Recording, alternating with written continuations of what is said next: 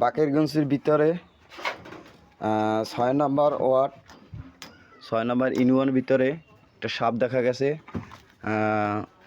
আপনার কই কই কই কই কই কই কই দেখেন বড় বড় বড় একটা বিশাল সাপ। এই সাপটার নাম জানি না। দাউরের ভিতরে, রান্নাঘরের ভিতরে এই সাপটা আমি চল লই আসছি সাপটা বাইর করার জন্য। দেখেন বিশাল একটা সাপ, এই যে বাইর করার চেষ্টা করতেছে লাকড়ি। এখন কি করা যায়, আমরা তো সাপটার নাম জানি না।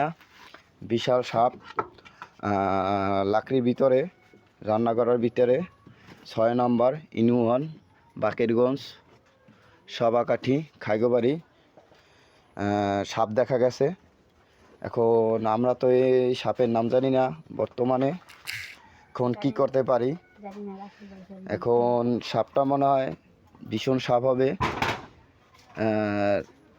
রাসেল এই দেখা দেখা দেখা হ্যাঁ, ভীষণ সাপ, ভীষণ ভীষণ ভীষণ সাপ দেখা গেছে সে সব দেখা গেছে। হ্যাঁ এইটা তো এই যে অনলাইনে যেটা দেখছি সেই সাপই তো। সাপটার নাম কি জানি,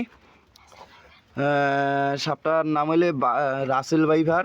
ওই ভীষণ সাপ এই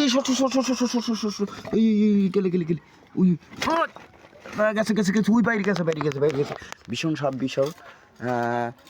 দেখেন আপনারা, আমি লাইভে নিয়ে আসছি এই লাকড়ির ভিতরে সাপ কীভাবে বাইর করি। সর ভীষণ সাপ ভীষণ।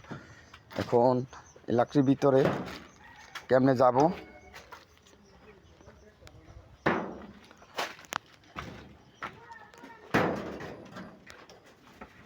শেষ বাইরে গেছে